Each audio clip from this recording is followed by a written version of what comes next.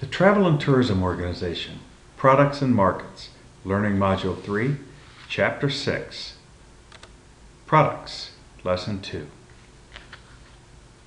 The product can be defined as anything that can be offered to a market for attention, acquisition, or consumption that might satisfy a want or a need.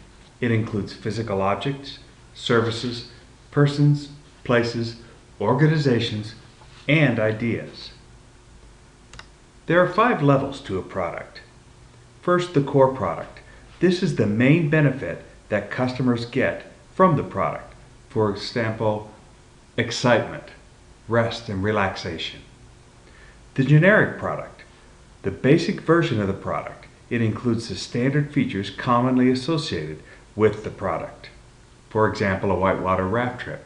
There are boats, oars, and guides. The expected product. The set of attributes and conditions that consumers expect and agree to when purchasing a product. In the whitewater raft example, this might be expectations that food would be provided by the organization during lunch breaks. Guides would have a focus on safety and wilderness rescue. The augmented product. These are aspects of the product that go beyond the customer's expectations, where the real competition takes place. Specialized things that an organization might do, or its core competences that it uses to provide its product. And the potential product.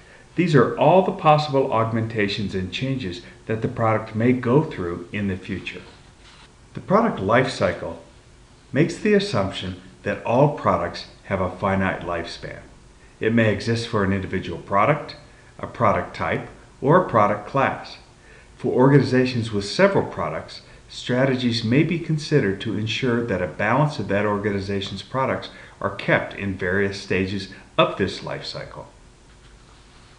In looking at this life cycle, on the left, we have number of participants. At the bottom of the figure, we have time. So what this figure says is the first stage an organization is in is the introduction stage, characterized at the beginning of time in the life of the organization and very low participants. As participants grow, they enter into a growth stage where the rate of growth increases. Eventually, the organization will reach a mature stage where the increase in participants begins to slow down, and we might even experience a slight decline in participants during this stage. And then finally, the final stage is the decline stage, where the decrease in participants, or the rate of decrease in participants, sharpens.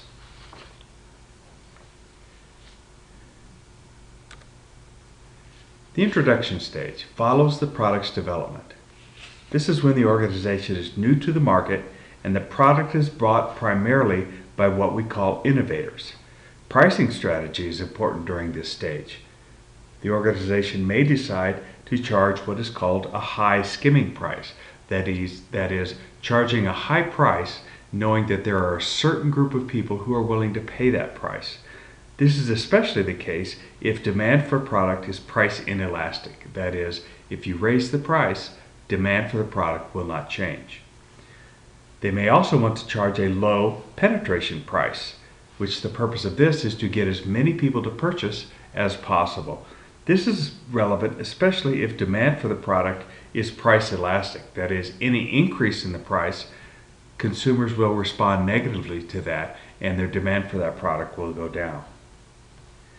This stage is often characterized by a negative cash flow for the organization, and many products fail at this stage. During the growth stage, sales for the market as a whole increase. New competitors enter the market, and there is increasing profitability and positive cash flow. It is an important time to gain market share since it is easier to win new customers than getting established customers and competitors to change brands. There are important decisions as to whether to target new markets that arise or stay within original markets.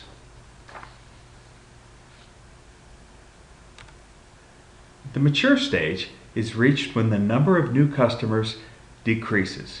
This is likely the longest stage in the product life cycle. At this stage, it is important for the organization to have either achieved a high market share or dominated a special niche.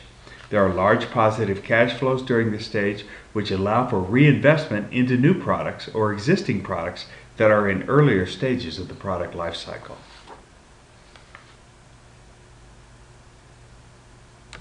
The decline stage. Part of the product life cycle theory is that all markets eventually decline. There are a number of extension strategies the organization can consider to prevent this decline. Market penetration means encouraging a larger percentage of the current target market to participate in current programs. Market development means taking an existing program and promoting to a brand new market. Product development is modifying existing programs and services. And then finally, diversification.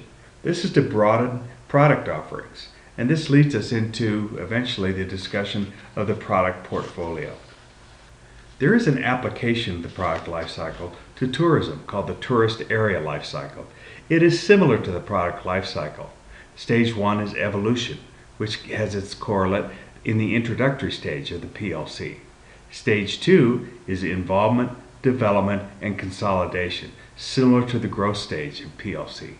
Stage 3, similar to maturity, is stagnation, followed by a decline in stage 4. There are criticisms related to the tourism area life cycle concept. Decline relates to decrease in visitor numbers below capacity in an area. But capacity is difficult to measure since it may refer to physical capacity and/or social capacity. The new product development process. There are several steps to the process of developing a new product. The first step is to identify potential new products. Sources of this identification may include customers, advertising agencies, consultants, universities, competitors, suppliers, employees, and distributors or agents. After potential new products have been identified, screening takes place, where there's an identification of those products that have real potential.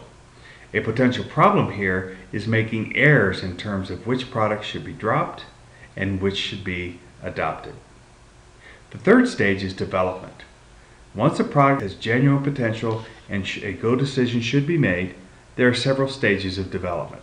The initial appraisal of the product and its demand, detailed business analysis and investment appraisal, technical development of the product, market testing, and then launch. These stages may all often go on at the same time. This is called parallel processing. The concept of product portfolio was mentioned earlier in this lecture. A product portfolio is the range of products and markets that the organization is involved in. The wider the range, the more the organization is spreading the risk of downturns in some products and markets. The Boston Consulting Group matrix, or BCG box, is an approach to examine the nature of a product portfolio for an organization. It explores products of an organization in relation to two factors: potential growth of that product and existing market share of that product. It connects these two variables in relation to a product's ability to generate cash. In relation to the Boston Consulting Group matrix, there is an experience effect implied. This is that a company with high market share gains more experience than its competitors. This experience results in lower costs. Lower costs mean that the company with the highest market share has the highest profits. The company with the highest profits or contributions from sales has more to spend on research and development or marketing, which allows it to maintain its high market share. The figure below is the BCG box or matrix. As we look at this matrix, we see on the top the relative market share, broken down by high market share and low market share. To the left is the rate of market growth, high growth and low growth. As we look in the boxes itself, we see the identification of different categories of products within this portfolio. First, a product that has high market share and high rate of market growth is called a star.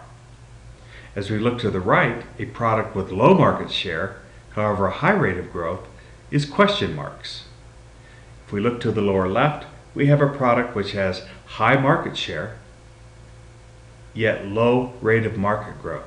These are called cash cows. And finally, to the right, we have those products that have low market share and low market growth. These are called dogs. From cash cows, profits from this product can be used to support other products that are in the development stage. Dogs are not profitable. They are often discontinued and may be marketed toward a specific niche if one can be found. Stars may absorb large amounts of cash, even if highly profitable. Advertising costs may be high. If the market slows, they may become cash cows. Question marks will become dogs if the market share does not improve, and it may cost resources in order to improve market share. Portfolio management is concerned with harvesting surplus cash generated by cash cows, using the cash generated in maintaining stars and investing in selected question marks, and withdrawal from dogs if profitable niche positions cannot be found.